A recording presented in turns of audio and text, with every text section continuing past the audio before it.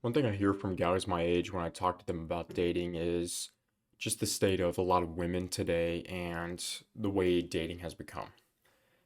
And I think that's true. I think they have a point when they say that. But then when I look at the way they live their lives, I kind of think to myself, bro, I think it's a little bit more you than it is the girls.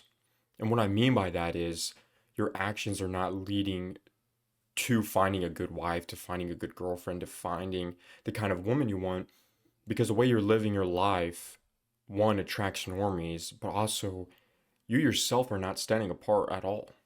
You're living a normal, average life, but then you're expecting to find a woman who is not living an average life, a woman who is set apart from others.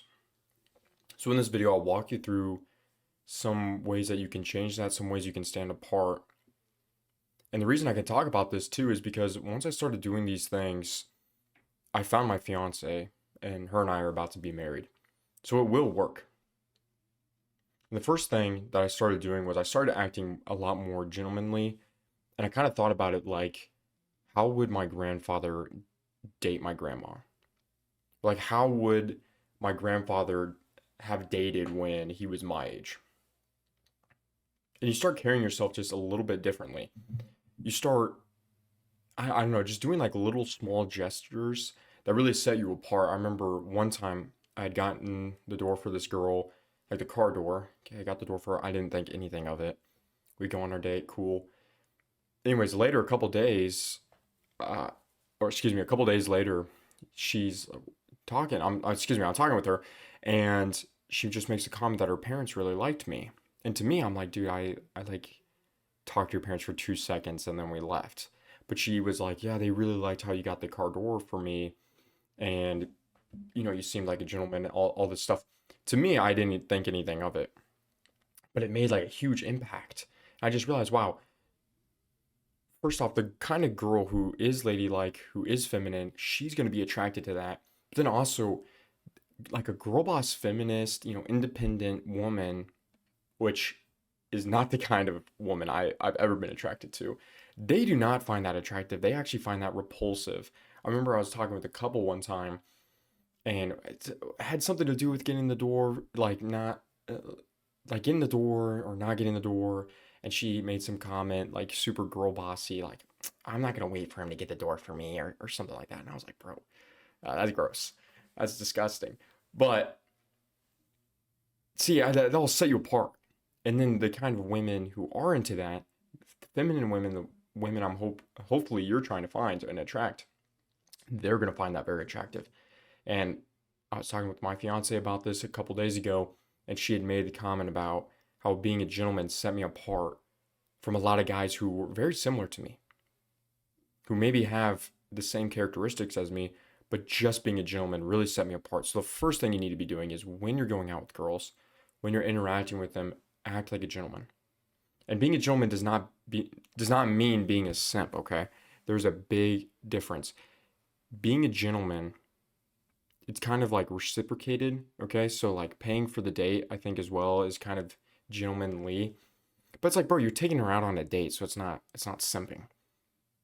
Okay, if you're like rushing, oh, random ladies, oh, let me get the door for you, princess, oh my queen. Okay, then that's simping. That's weird. Okay, don't do that. I'm not advocating for that. But if you're taking a girl out and you're getting the door for her, getting the car door for her, paying, being gentlemanly, that will set you apart, and that will attract the kind of traditional woman hopefully you're trying to look for, and that I was looking for. So yeah, too easy. Be gentlemanly. The second thing is you need to be a leader. Okay, a lot of people today get this twisted and they think, you know, like, oh, I'm implying that women are somehow incapable of leading or incapable of making decisions or all of these things. I even heard like, oh, you think I'm incapable of getting the door? No, it has nothing to do with that at all. What it has to do, like what it means and why you need to take up this leadership role is because as a man, we should not give the responsibility to a woman to, pay for the date, to plan all of the dates out. Okay, as a man, that's our responsibility. We should be planning the date. We should be paying for it. we should be making these steps. We should be driving things like that. I think later on in a relationship, if you're past initially dating, initially setting yourself apart, okay, it's fine. There's been times my fiance's come and picked me up real quick after something, and then we go somewhere else. Like that, okay, that's fine. But if you're like having this girl drive you around, if you're having her pay for the date, if you're splitting the bill, all this stuff, dude, no. Be a leader, be a man. Again, it will set you apart. Because this is a big thing too, is these women who are different. If you want to be with a traditional woman who sets herself apart, you too have to set yourself apart. You have to be different than 95% of the guys. So number 2, be a leader. A huge one as well is you need to be on a mission. You need to be pursuing your goals. You need to be moving the ball forward. So many guys, when they talk about, I can't find a good girl, there's not a lot of good women for me to date, or that would make a good wife or anything like that. They say these things, and I just look at them and I'm like, bro, how would you even know? Because you're not even attracting the kind of women that you're describing, the kind of women who would be good wives, because they are out there. Even though culturally it might feel like they're not, they're absolutely out there, bro.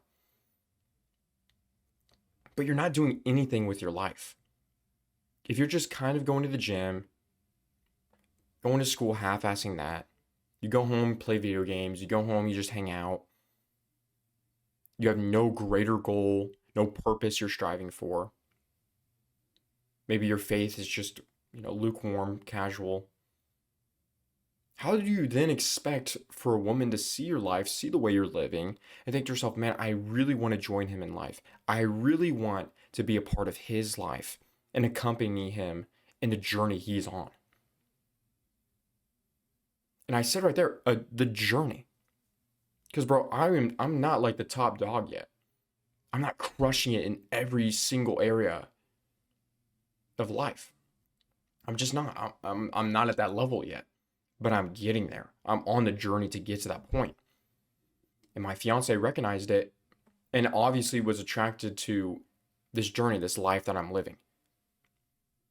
Because the alternative is finding a girl who is very goal oriented, is very like, okay, I have a purpose, I have a drive, which are very masculine traits. So you either work on your goals, you either have this mission, this drive, this area you're pushing the ball forward in, or you can be with a masculine girl boss woman. Which I cannot think of something more repulsive, okay? So you need to be on a mission. You need to be, going forward on a goal. Another huge area is your emotional control. So many guys are super emotional. Our culture pushes guys to be just like super in touch with our emotions and frankly just really feminine. And you can't have a feminine wife. You can't have a feminine woman in your life while also yourself being super feminine. Because it's just going to lead to chaos. Feminine women, since they're in touch with their emotions, they're going to be all over the place. There's going to be times where they're crying, or maybe they're yelling, or they're just all over the place, right? You can't match that energy. You can't then also, oh, I'm going to be super upset. I'm going to get super emotional as well, because then it causes chaos. You have to have emotional control. You have to be stoic. I think it's in the way of the superior. It is in the way of the superior man. I think it's a whole chapter talking about how a man is like a mountain or a rock. And he stands firm. He's like a foundation. And then a woman, her emotions and the way she lives her life is like the ocean. Right? Tides rise and they fall. Waves crashing onto the mountain, onto the rock. As a man, you're unmoved by that. Because ultimately, with a feminine woman, she will be kind of all over the place. But by you being stoic, by you having emotional control, she will calm down and then, hey, things will be good to go. So make sure you're keeping your emotions in check and make sure you're having emotional control. The last big thing is you need to be really walking in your faith, bro. You cannot expect a godly feminine woman to come into your life who would make a good wife. You can't expect that if you're not even like walking with God. If you're really just, taking your faith just really lightly and not really paying too much mind to it. Again, these guys will be complaining and they know, okay, I want a godly wife. But it's like, bro, you're not even like walking with God that much. So, as a man, the responsibility once we get married is to be the spiritual leader of our household. So if you can't even spiritually lead yourself very well, how do you expect God to then bring a woman into your life who you also have to spiritually lead and then have kids where that you also need to spiritually lead? Like, dude, that's just crazy. So make sure you're prioritizing your walk with God. That is definitely like the number one priority. Because I think when you start prioritizing this, these other things really start to fall in line pretty easily. And then, hey, dude, you're good to go. So if you like these style of videos, men's self-improvement with a much more biblical lens, I think you really like the channel, so go ahead and subscribe and join the community.